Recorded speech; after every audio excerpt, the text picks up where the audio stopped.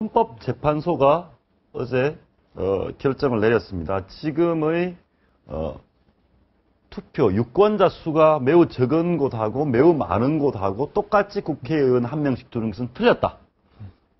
이렇게 되면 어떤 국회의원들은 자리를 잃게 생겼습니다. 3대1은 안 되고 2대1까지는 가야 된다 그러고 헌법 불일치니까 내년까지는 고치라면서요. 예. 이거는 뭐 헌법재판소의 최종 심판에 대해서 우리 같은 사람이 뭐 시비를 걸 수 있는 자격도 없고 또 그 최종 결정인데 다만 한 가지 말이지. 이걸 조정해가지고 국회의원 숫자가 늘어나면 이거 뭐냐 이런 생각이 드는 겁니다. 예. 국회의원 숫자 늘어나지 않게 좀 조정을 해야 된다는 생각이 들고요. 조정할 때 국회의원들 몇 개 보세요. 자기들이 조정 줄이고 뭐 하겠어요? 안 돼. 그래 국회에서 하지 말고 밖에서 좀 고쳐가지고 조정하도록 이렇게 좀 해줘야 돼. 법원은 아마 국회의원들이 하게 돼 있습니다. 예, 법원이 하게 돼 있는데 그래서 일부에서는 국회의원들이 자기 자리를 늘리고 줄이고 맡기면 안 된다. 그러면 자기들이 흥정해가지고 소위 미국 정치에서 얘기하는 게리만다린가 그거 해가 이렇게 해가지고 갖다 붙이게 돼. 안 돼, 이거는. 그래서 선관위에서 하면 안 돼, 이거. 하자는 얘기 나오거든요. 그럴 필요가 있죠. 법적으로 어떻습니까? 예를 들어서 국회의원들이 하게 돼 있는데 선관위에서 선거구를 바꾸도록 해도 법적으로 문제가 없습니까? 그럼 개정을 해야죠. 개정을 해야 되는 건데 아. 이게 문제가 이제 어떤 문제가 있냐면 대통령께서 개헌은 블랙홀을 말씀하셨거든요. 예. 제가 봤을 때 블랙홀이 하나 더 생겼어요. 선거구 획정은 블랙홀이 되는 거죠.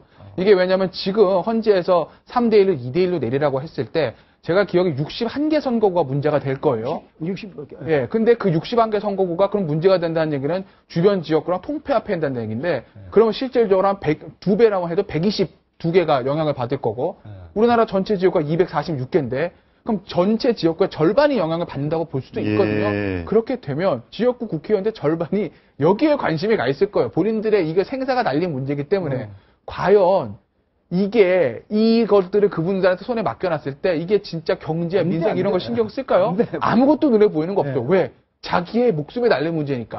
여기에 모든 신경이 갈 수밖에 없고 일 안 합니다. 그러니까 이건 외국에서 하면 안 됩니다. 네, 외부에서 하는 게 맞아요. 네. 이 헌재 결정을 존중하자면은 고쳐야 되는데 선거구역을 고쳐야 되는데 국회에서 맡겨놓고는 작품이 되지 죽도 안 되고 밥도 안 됩니다. 예. 그래서 뭐 법을 고쳐야 된다면 법을 고치더라도 국회외에서 해야 돼 이게. 예. 직접 이해 당사자들을 떠나서 해야지. 요즘 뭐 정치권에서 맨날 셀프 개혁 안 된다고 얘기를 하잖아요. 이거 셀프 개혁 안 되는 게 대표적인 사례지 뭐 그렇잖아요. 그러니까 예. 지금 뭐 개헌 얘기도 나오고 뭐 여러 가지 얘기 나오는데 정치권에서 나오는 개헌 얘기하면서 재형적 대통령제 폐해 얘기하거든요. 예. 제 개인적으로는 그 개헌은 아무래도 그 국회의원들은 본인들의 어떤 대통령과 권력 투쟁 일환이라고 저는 보는데 본인들이 얘기하는 그런 개헌의 주장이 정말로 재형적 대통령제 폐단을 걱정을 해가지고 우리 국민들을 위한 개헌의 논의라고 한다면 그거는 이 선거구 획정을 어떻게 하냐 보면 알 수 있을 거예요. 이걸 정말 그분들이 사심을 내려놓고 선거구 획정을 제대로 하게 된다면, 그럼 진짜 이걸 선거구 획정부터 해서 선거제도 개편하고 개헌까지 가려는 어떤 그 국회의원들의 진정성을 느낄 수가 있겠구나 생각할 수 있겠지만, 그게 아니라 이걸 가지고 또 본인들의 밥그릇 싸움 한다면, 그 개헌 논의도 본인들의 어떤 권력을, 국회의원의 권력을 강화하려는 그런 조치로밖에 보이지 않는 거죠. 국회의원들이 어떻게 하는지 한번 지켜보겠습니다.